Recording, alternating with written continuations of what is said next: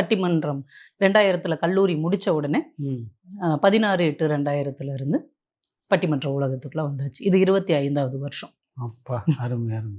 இப்போ நமக்கு கொஞ்சம் நகைச்சுவையோட கொஞ்சம் கிரியேட்டிவாக மற்றவங்களை காட்டிலும் கொஞ்சம் வேறுபாடு காட்டி நம்மளால் பேச முடியுதுன்னா அந்த அனுபவமும் துணையாக இருக்குன்னு நான் நினைக்கிறேன். நீங்கள் பேசிய முதல் பட்டிமன்ற பேச்சு எந்த ஊரில்?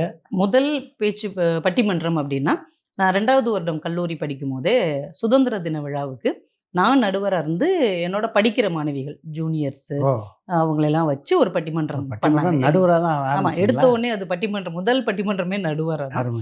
அப்புறம் ப்ராப்பரான பட்டிமன்றம் அப்படின்னா ராஜபாளையத்திலேயே குமரிக்கண்ணன் ஒருத்தர் நடுவராக எங்கள் ஊருக்கு வந்து பணியாற்ற வர்றார். அப்போ ராஜபாளையத்திலே எங்கள் தமிழாசிரியர் ஆதி மூலம் தான் முதல்ல ராஜபாளையத்தின் பேரை வெளியில் கொண்டு வந்தவர். எல்லா ஊர்கள்லையும் பட்டிமன்றம் பேசிகிட்டு இருந்தார்.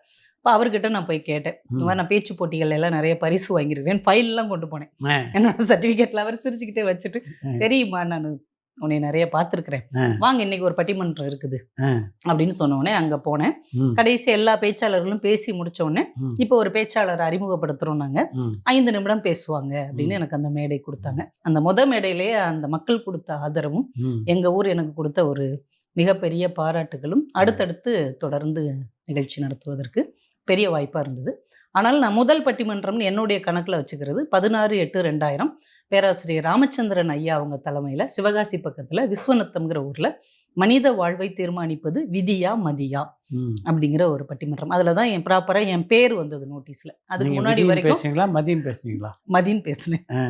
அந்த வயசில் மதி தான் நம்ம வாழ்க்கையை தீர்மானிக்குதுன்னு ரொம்ப ஆக்ரோஷமாக பேசினோம்.